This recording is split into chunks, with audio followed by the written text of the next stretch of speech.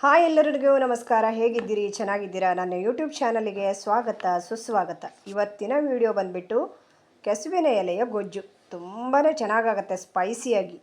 ಒಂದು ಮಳೆಗಾಲದಲ್ಲಿ ಮಾಡುವಂತಹ ಒಂದು ರೆಸಿಪಿ ಅಂತ ಅನ್ಬೋದು. ನೀವು ಕೂಡ ಮಾಡಿ. ಹಾಗೆ ಈಗ ಮಾಡುವ ವಿಧಾನವನ್ನು ಕೂಡ ನೋಡೋಣ ಬನ್ನಿ, ಓಕೆನಾ? ಇವತ್ತು ನಾನು ಕೆಸುವಿನ ಸೊಪ್ಪಿನಿಂದ ಒಂದು ಗೊಜ್ಜನ್ನು ಮಾಡ್ತಾಯಿದ್ದೇನೆ. ತುಂಬಾ ರುಚಿಯಾಗುತ್ತೆ. ಮಳೆಗಾಲದಲ್ಲಿ ಒಂದು ಸೀಸನ್ ಬಂದಾಗ ಈ ಗೊಜ್ಜನ್ನು ಮಾಡೋದು.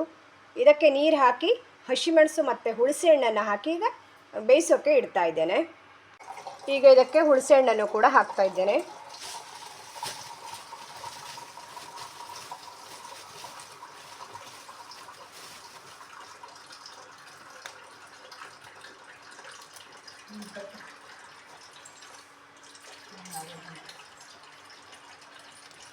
ಹಾಗೆ ಇಲ್ಲಿ ಒಂದು 6-7 ಹಸಿಮೆಣಸಿನಕಾಯಿಯನ್ನು ಕೂಡ ಹಾಕ್ತಾ ಇದ್ದೇನೆ. ಚೆನ್ನಾಗಿ ಬೇಯಬೇಕು ಇದು. ನೀರು ಕೂಡ ಸೇರಿಸ್ತಾ ಇದ್ದೇನೆ.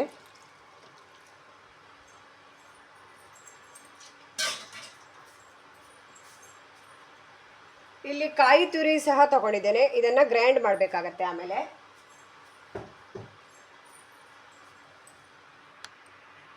ಇದು ಖಾರವಾಗಿರಬೇಕು, ಹಾಗಾಗಿ ಸ್ವಲ್ಪ ಗಾಂಧಾರಿ ಮೆಣಸನ್ನು ಕೂಡ ಆ್ಯಡ್ ಮಾಡ್ತಾ ಇದ್ದೇನೆ. ಗಾಂಧಾರಿ ಅಂದರೆ ಚಿಕ್ಕ ಮೆಣಸಿನಕಾಯಿ. ಇದು ಖಾರ ಇರುತ್ತೆ.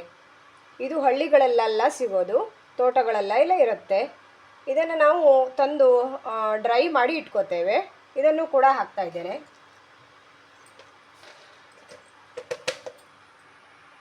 ಈಗ ಇದು ಬೇಯ್ತದೆ. ಇದಕ್ಕೆ ಉಪ್ಪನ್ನು ಹಾಕೋಣ.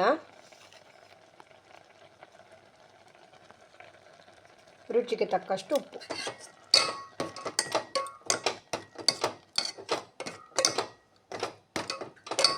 ಹಾಗೆ ಇದನ್ನು ತಣ್ಣಗಾಗೋಕ್ಕೆ ಬಿಡೋಣ, ಆಮೇಲೆ ಗ್ರೈಂಡ್ ಮಾಡೋಣ. ಈಗ ಸೊಪ್ಪು ತಣ್ಣಗಾಗಿದೆ. ಕಾಯನ್ನು ಹಾಕಿ ಗ್ರೈಂಡ್ ಮಾಡ್ಕೊಳ್ಳೋಣ ಫಸ್ಟು.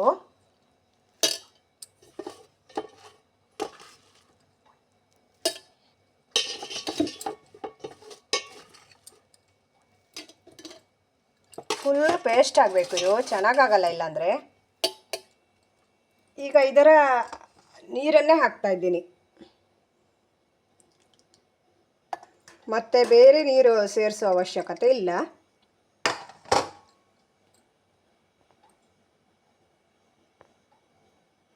ಈಗ ಇದಕ್ಕೆ ಒಂದು ಗಮ್ಮತ್ತಿನ ಒಗ್ಗರಣೆನ ಹಾಕೋಣ. ಇಲ್ಲಿ ಬೆಳ್ಳುಳ್ಳಿಯನ್ನು ಹಾಕ್ತಾ ಇದ್ದೇನೆ. ಹಾಗೆ ಅರ್ಧ ಸ್ಪೂನು ಉದ್ದಿನಬೇಳೆಯನ್ನು ಹಾಕ್ತಾ ಇದ್ದೇನೆ. ಒಂದು 2-3 ಚೂರು ಒಣಮೆಣಸನ್ನು ಹಾಕ್ತಾಯಿದ್ದೇನೆ. ಹಾಗೆ ಸಾಸಿವೆ ಒಂದು ಅರ್ಧ ಟೀ ಸ್ಪೂನ್ ಹಾಕ್ತಾಯಿದ್ದೇನೆ. ಇಲ್ಲಿ ಗ್ರೈಂಡ್ ಮಾಡಿ ತಂದಿದ್ದೇನೆ.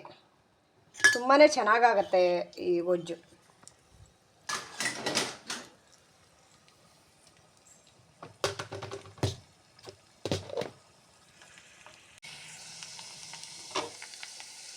ಒಗ್ಗರಣೆ ಆಯಿತು. ಈಗ ಇಷ್ಟು ಚಿಟ ಅಂತ ಬಂದರೆ ಈಗ ಒಗ್ಗರಣೆ ಹಾಕಿಡೋಣ.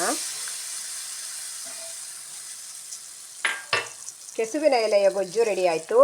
ನನ್ನ ಈ ವಿಡಿಯೋ ಇಷ್ಟ ಆದರೆ ಲೈಕ್ ಮಾಡಿ, ಶೇರ್ ಮಾಡಿ, ಸಬ್ಸ್ಕ್ರೈಬ್ ಮಾಡಿ. Thank you so much friends. ಹಾಗೆ ನೀವು ಕೂಡ ಒಮ್ಮೆ ಟ್ರೈ ಮಾಡಿ, ಓಕೆನಾ? ಬಾಯ್. ಮತ್ತೆ ಮುಂದಿನ ವಿಡಿಯೋದಲ್ಲಿ ಮತ್ತೆ ಸಿಗ್ತೇನೆ. ಬಾಯ್.